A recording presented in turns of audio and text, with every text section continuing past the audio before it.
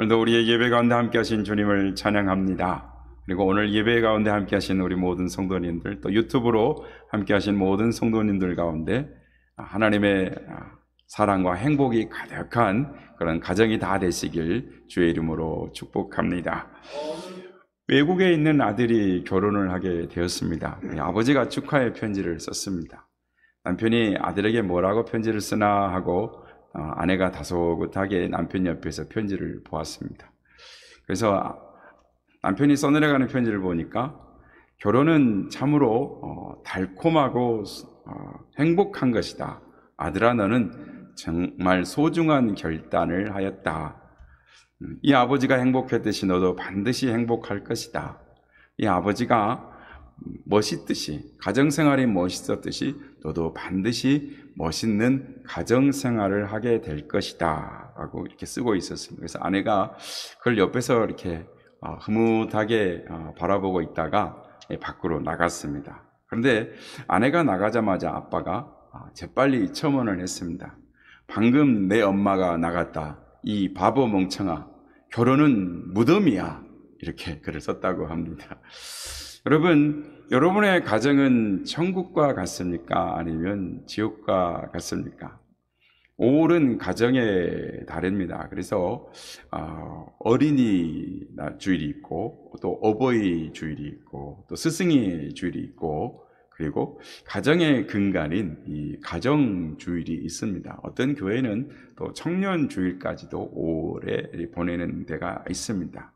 오늘 이 시간에는 이 가정의 근간인 이 부부에 대해서 말씀을 나누고자 하는 것입니다. 미국의 사회학자 피터 버거는 오늘의 현대의 정신적인 방황을 홈리스 마인드, 가정을 잃어버린 마음이다라고 했습니다. 마음이 편히 쉴 곳이 없어서 이 정신적인 방황을 하는 것이 이 현대인의 정신의 방황의 이 근본적 원인이다라고 말한 것입니다. 그래서 시인 이 괴테는 임금이든 백성이든 이 자기 집에서 평화를 찾는 자가 가장 행복한 자이다라고 말을 합니다. 또 카올리는 정다운 내 집이 없으면 세상의 모든 것을 다 가졌다 할지라도 그것은 가장 큰 감옥이다라고 말을 했습니다.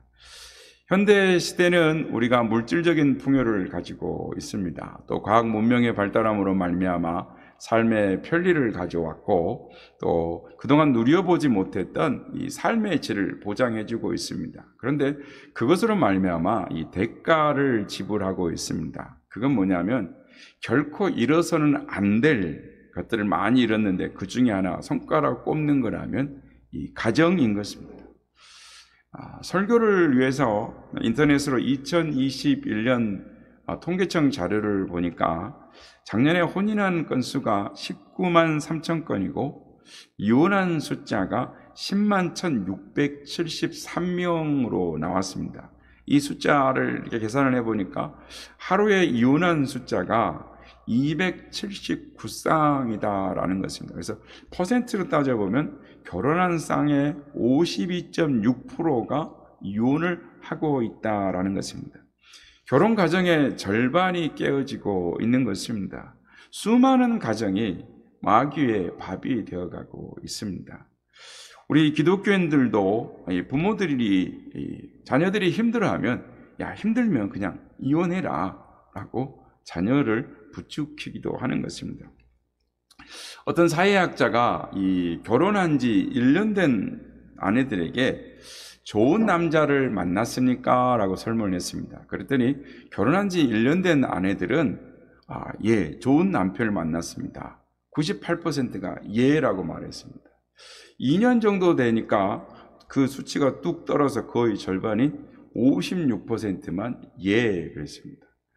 10년쯤 지나고 나서 보니까 단지 6%만 예라고 말을 하더라는 것입니다. 어떤 이 모임에서 어떤 사회자가 여성들을 대상으로 지금에 있는 남편들과 다시 태어나도 다시 살고 싶은 분이 있으면 손 드십시오 그랬더니 어떤 할머니가 손을 딱 들었습니다. 그랬더니 그 사회자가 물었습니다. 아유, 할아버지가 정말 잘해 주시나 보죠. 다시 태어나도 같이 살고 싶으시다니요. 그랬더니 할머니가 뭐라고 했는지 아십니까? 내가 그 영감탱이를 길들이느라고 얼마나 힘들었는데 또 다른 영감 만나서 그 고생을 또 하겠느냐고 그런 말을 하더랍니다. 이 사회학자가 20년 이상 지난 부부들의 이렇게 당신 남편이 훌륭한 남편이라고 생각합니까? 라고 했더니 95%가 예라고 대답을 하더라는 것입니다. 이 통계를 제시하면서 학자는 이 부부가 상대를 이해하고 한 쌍의 안정감, 한 짝으로 안정감을 가지려면 적어도 20년은 걸린다라고 말을 하는 것입니다. 그래서 20년 안에 헤어지는 것은 좀 무리다, 조급한 결정이다. 그래서 부부사랑이란 적어도 10년, 20년 이렇게 무르익어갈수록 온전해지는 것이다 라고 말을 했습니다. 여러분, 가족 간의 화목을 이루려면 서로를 이해하려고 예를 써야 하는 것입니다. 그러면 이해한다는 것이 무엇입니까? 영어로 이해한다라는 말을 understanding이라고 합니다. 즉 내려와서 상대의 입장에서 바라보는 것을 말합니다.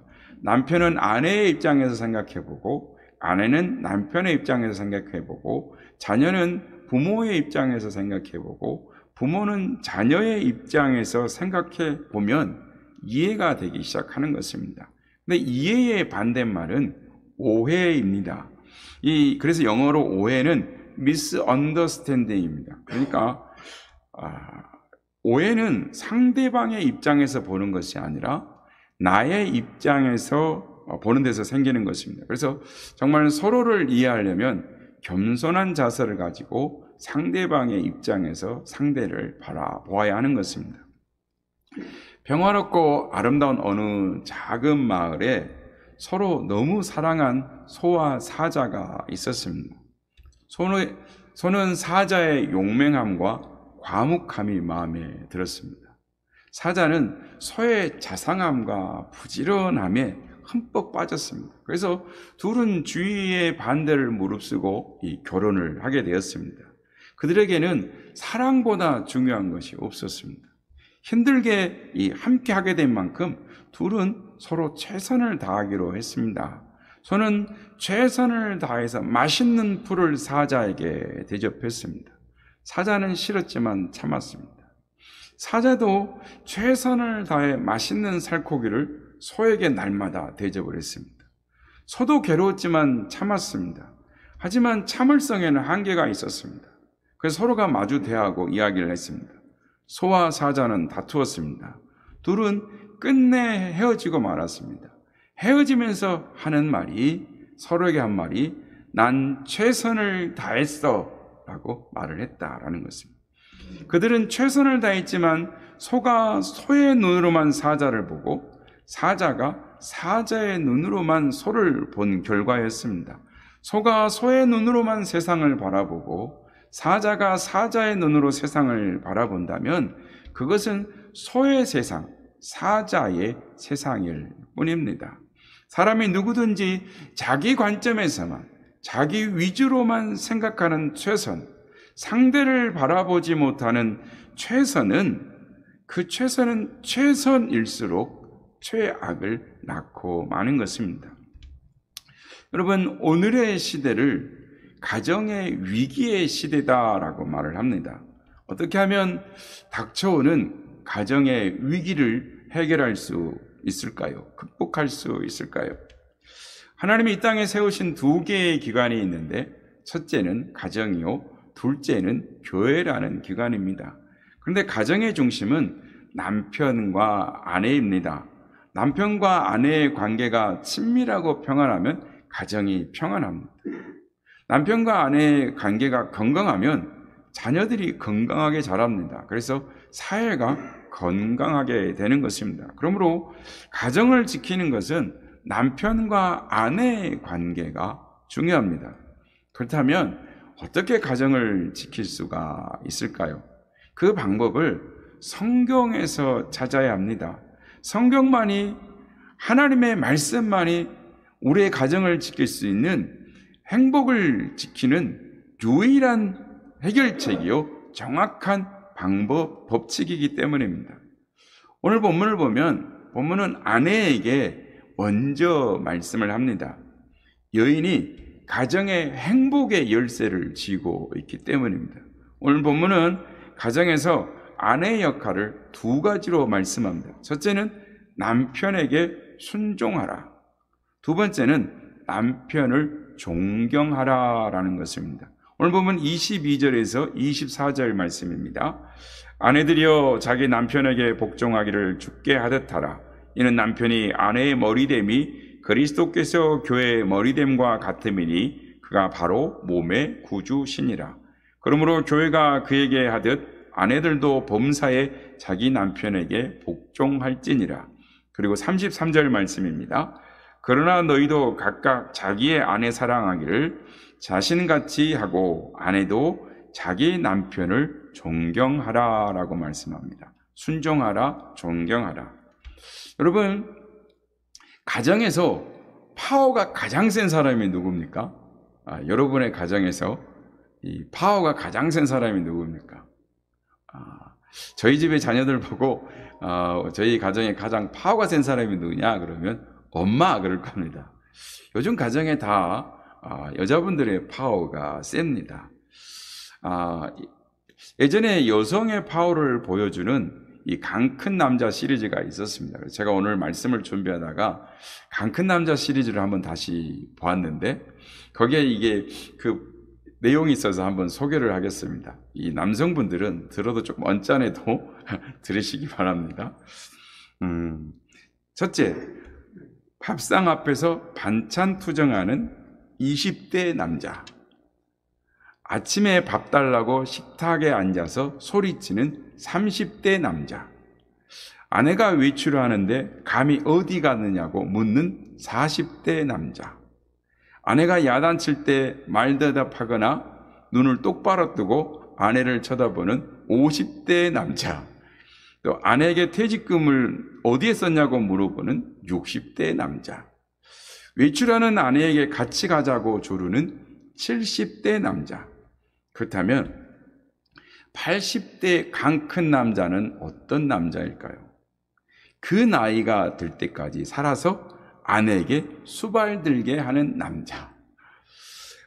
이 유머들을 보면 참 이렇게 남편들이 기를 죽이는 이야기죠. 그런데 반대로 한번 뒤집어서 생각해 보시기 바랍니다. 예전에 여성분들이 그렇게 살아왔다라는 것을 반대적으로 이렇게 표현하는 것이다 라고 할 수 있을 것입니다. 오늘날 가정의 가장 큰 문제, 가장 근본적인 문제는 이 권위의 상실에 대한 문제입니다. 여성운동은 아내와 어머니에게 호전성을 가져다 주었습니다. 모든 면에서 남자와 여자가 평등하다고 주장한 결과 그만 가정의 규율과 기준 질서마저 무너지고 말았습니다. 그래서 아내가 대등한 위치에 자신을 세워놓고 아이들의 마음속에 아버지의 권위와 영향력을 약화시켜 왔습니다. 그 결과 가정에서 아버지와 남편의 권위가 무너지게 된 것입니다. 새로 부임한 목사님이 교회에 계셨는데 이 목사님은 미남인데다가 교인들을 대하는 태도가 참 부드러워서 인기가 좋았답니다. 근데 한 가지 이 목사님에게 좋지 못한 평이 하나 있었는데 그건 뭐냐면 설교를 하시면 떠듬떠듬 하신다는 거. 그 성도들이 목사님의 설교를 듣다 보면 이 답답하고 갑갑한 마음을 금할 수가 없었다라는 것입니다.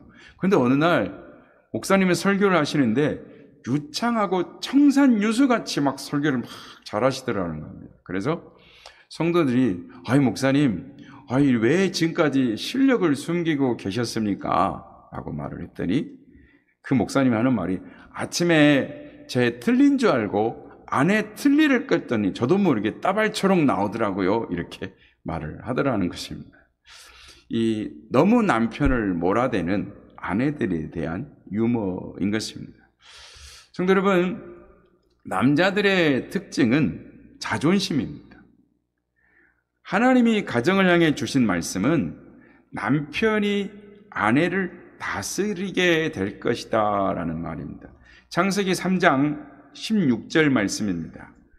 또 여자에게 이르시되 내가 내게 임신하는 고통을 크게 더하리니 내가 수고하고 자식을 낳을 것이며 너는 남편을 원하고 남편은 너를 다스릴 것이니라 하시고, 오늘 보면 22절 23절에도 같은 말씀을 합니다. 아내들이여 자기 남편에게 복종하기를 주께 하듯 하라. 이는 남편이 아내의 머리됨이 그리스도께서 교회의 머리됨과 같음이니 그가 몸의 구주시니라.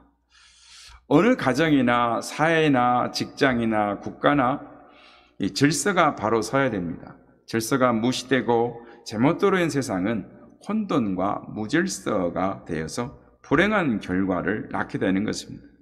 하나님께서 가정에 세우신 질서는 남자를 머리되게 하신 것입니다.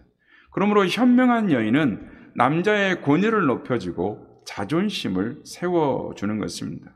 당신이 이 세상에서 최고예요. 난 당신을 사랑하고 존경합니다. 이 말 한마디가 남편을 최고로 기쁘게 하는 말입니다.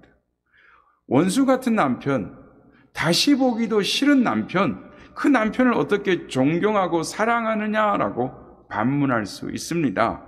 남녀가 평등한데 왜 남편에게 복종해야 되느냐라고 반문할 수 있습니다. 그런데 남편에게 복종하고 존경할 이유가 무엇입니까?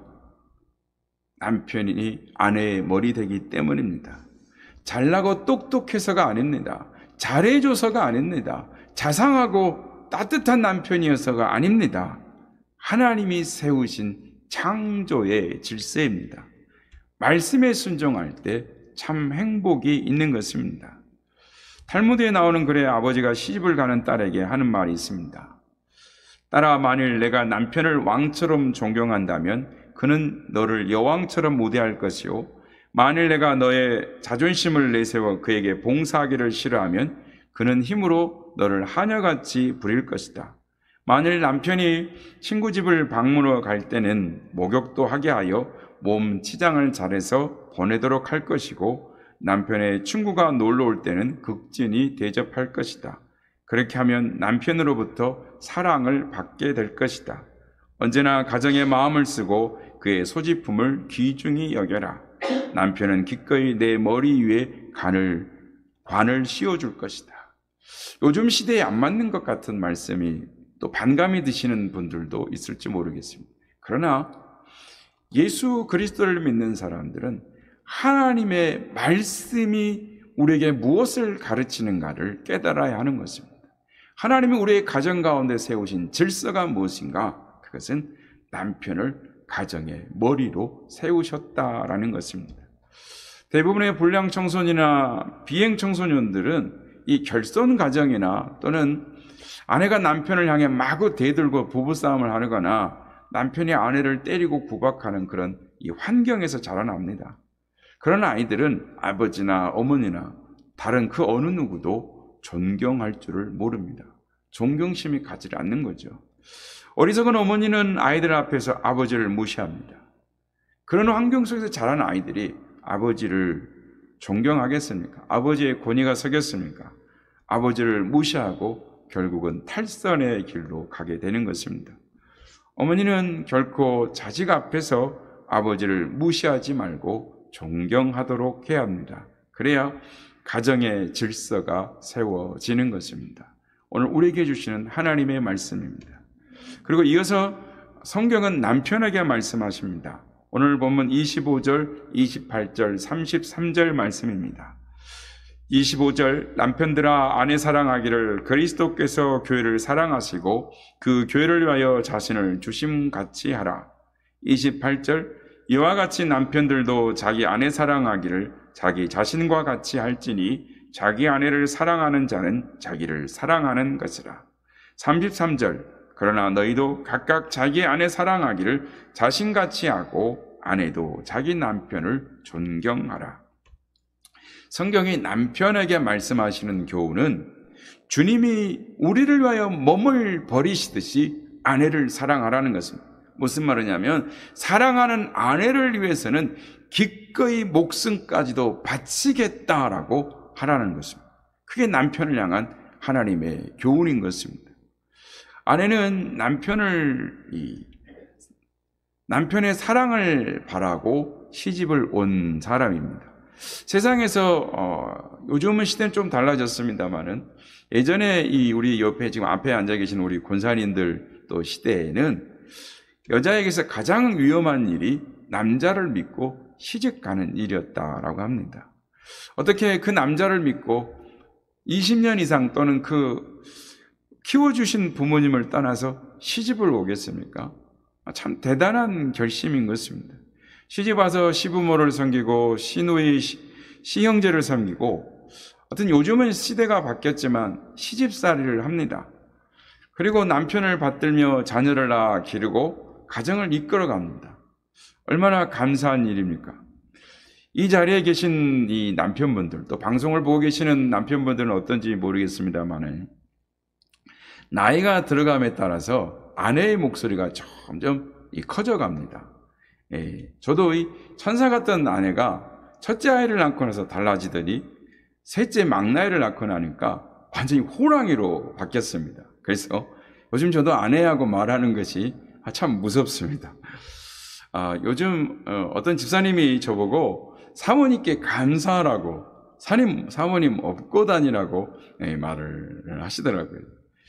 요즘 같은 세상에 누가 개척계 사모하냐고 다 도망가 버리지 업고 다니라고 감사하라고 데리고 살아준 것에 대해 감사하라 이렇게 이야기를 하시더라고요. 저도 요즘 아내에게 고마워하고 있습니다. 감사하게 생각하고 있습니다. 어떤 집사님의 말씀대로 버리지 않고 사는 것, 그게 참 감사하다라는 생각이 듭니다. 제 혼자서 밥에 먹고 빨래하고 그리고 목회를 한다면 얼마나 기가 막히겠습니까? 아침에 밥을 해놓고 식사하라고 하는 말이 참 고맙습니다. 또 빨래해서 옷을 다려주는 아내가 또 참 고맙습니다. 아이들을 다 키워준 것, 잘 키운 것도 아내 덕이라고 생각합니다. 그냥 감사할 뿐입니다.